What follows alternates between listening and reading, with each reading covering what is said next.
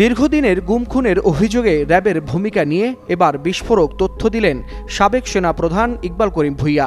আন্তর্জাতিক অপরাধ ট্রাইব্যুনালে দেয়া সাক্ষ্যে তিনি দাবি করেছেন, মাত্র 10,000 টাকার বিনিময়ে র্যাবে কর্মরত সেনা কর্মকর্তারা মানুষ হত্যা করতেন। 104 জনকে গুম করে হত্যার মামলায় অভিযুক্ত জিয়াউল আহসানের বিরুদ্ধে সাক্ষ্য দিতে গিয়ে সাবেক এই সেনাপ্রধান বলেন, হত্যার পর ভুক্তভোগীদের পেট কেটে নাড়িভুড়ি বের করে শরীরে ইট বেঁধে নদীতে ফেলে দেওয়া হতো। সাক্ষ্যে উঠে এসেছে রাষ্ট্রীয় বাহিনীর ভেতরে গড়ে ওঠা ভয়ঙ্কর এক অপসংস্কৃতির চিত্র।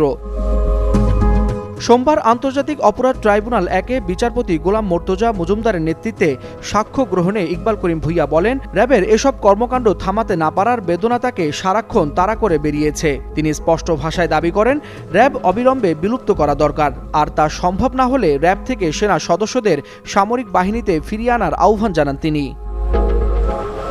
2013 সালে শাপলা চত্বরে হেফাজতে ইসলামের সমাবেশে নিহতদের প্রসঙ্গ টেনে সাবেক সেনাপ্রধান বলেন, সে সময়ও একই কায়দায় হত্যাকাণ্ড চালানো হয়েছে বলে তিনি বিভিন্ন সূত্রে জানতে পেরেছেন।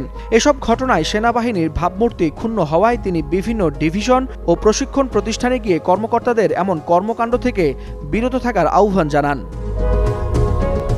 ডিজিএফআই নিয়েও কড়া মন্তব্য করেন ইকবাল করিম ভূঁইয়া। তার ভাষ্য, আয়নাঘরের মতো অপসংস্কৃতির জন্ম দেওয়ার পর এই সংস্থার টিকে থাকার কোনো বৈধতা নেই। সাক্ষ্যের শেষাংশে গিয়ে তিনি বলেন, আত্মশুদ্ধির এই সুযোগ হারালে সেনাবাহিনীর গৌরব রক্ষা করা যাবে না।